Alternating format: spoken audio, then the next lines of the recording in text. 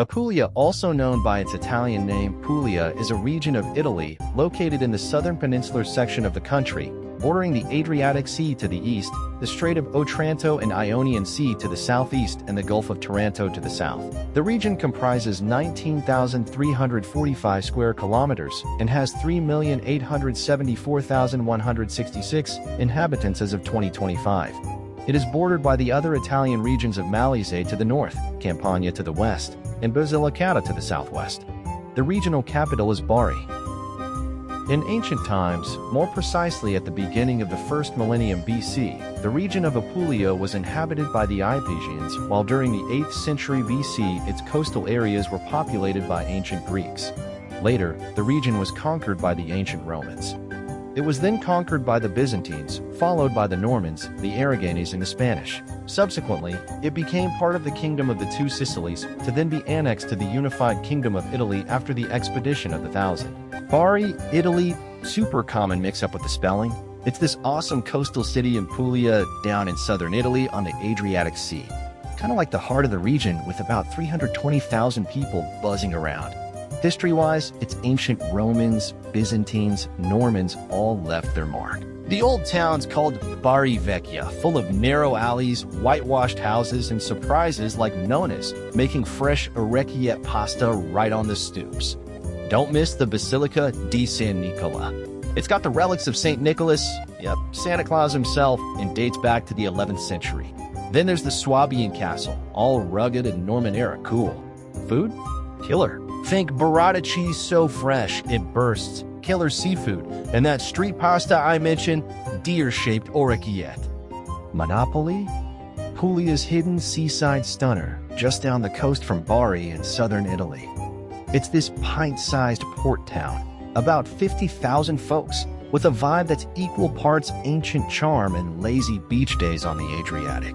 Picture whitewashed alleys snaking through a medieval old town, fishing boats bobbing in the harbor, and cliffs dropping straight into turquoise water. Founded by the Greeks way back in the 8th century BC, it's got layers: Roman ruins, Norman castles like the hulking Carlo V1 guarding the sea, and over 70 churches dotted around.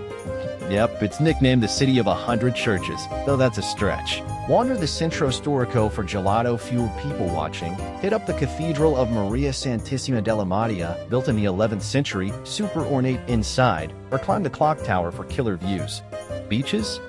Cala Porto Vecchia's a rocky cove fave for swimming, or hop a boat to nearby caves like the Grotta del Viol. Food-wise, it's Puglia pure. Fresh burrata, grilled octopus from the harbor, and handmade orecchiette with turnip greens. Pro tip, stay longer than a day trip. It's got that slow Italy magic that sneaks up on you.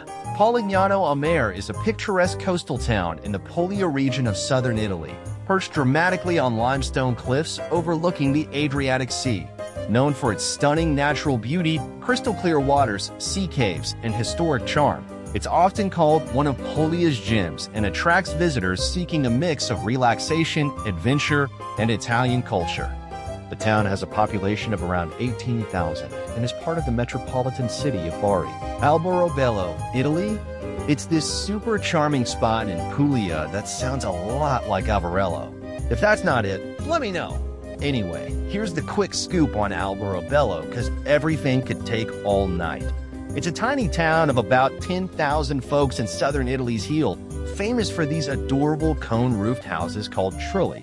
They're like something out of a fairy tale, whitewashed stone huts with pointy hats, built that way back in the 1500s, so landlords could knock them down easy if taxes hit.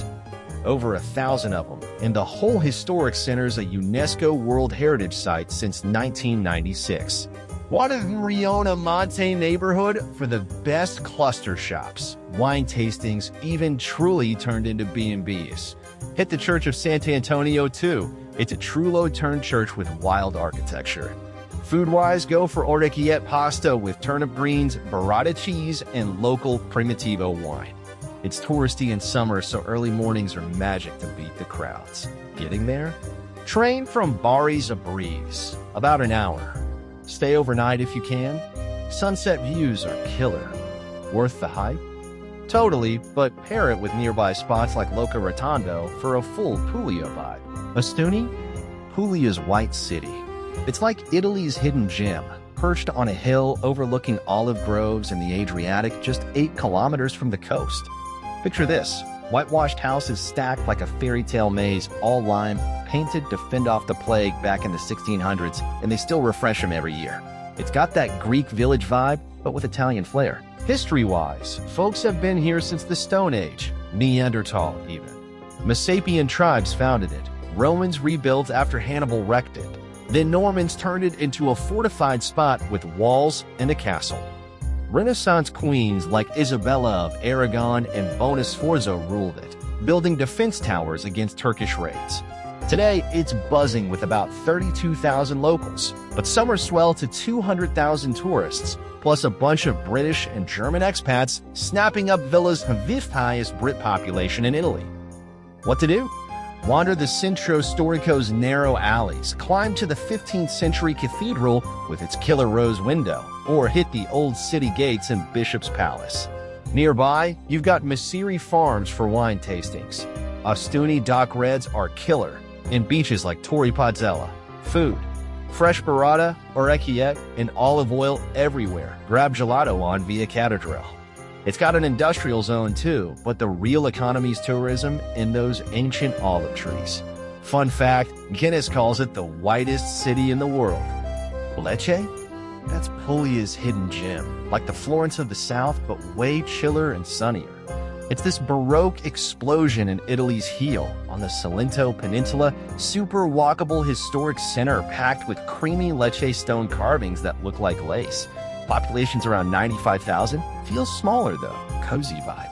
History-wise, it kicks off with Messapian tribes way back. Then Romans left an amphitheater and theaters still kicking in the main square grab tickets for a show there.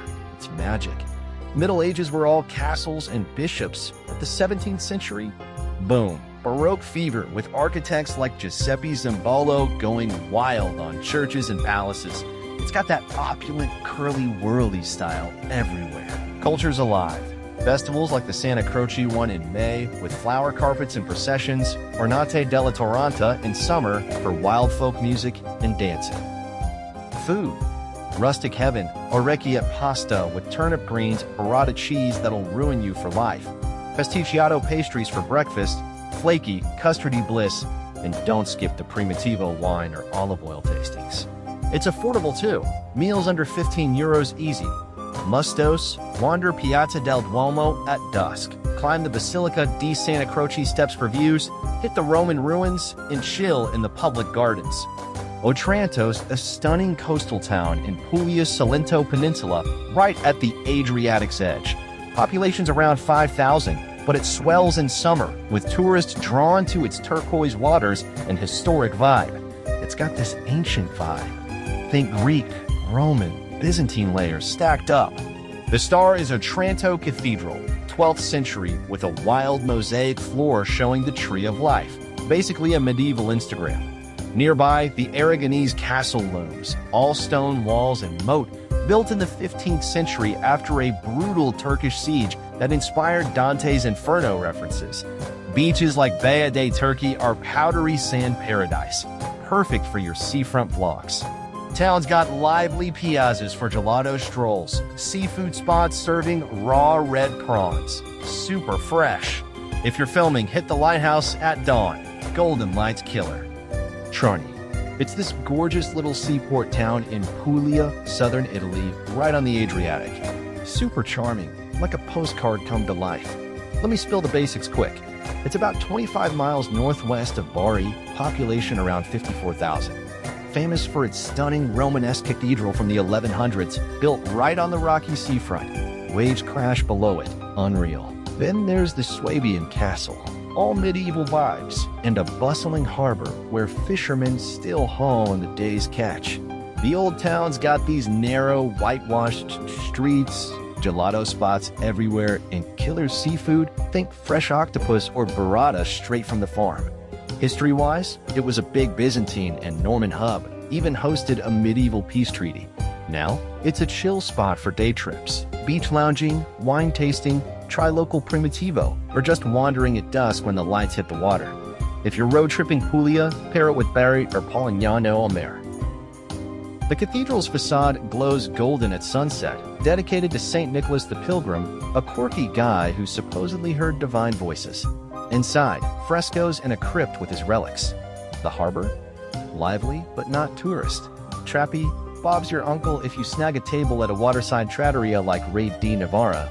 Order raw red shrimp or tagliatelle with clams. Beyond the center, there's the Jewish quarter. La Giudecca, narrow alleys, old stone synagogues turned museums. Feels like stepping back centuries. If you're hiking, head north to Bichelier for coastal trails with sea views, or south to the salt pans near Barletta, windmills, flamingos, Instagram gold. Wine, Negro Amaro and Fiano grapes rule. Try a cantina like Tormaresca. Adventure mode, rent a bike, hit the Lungomare Promenade at dawn, or kayak around the castle. For your vlogs, film the swing bridge at nightlights, dance on water like magic. Summers hit 30 Celsius, winters mild around 10, so anytime's good.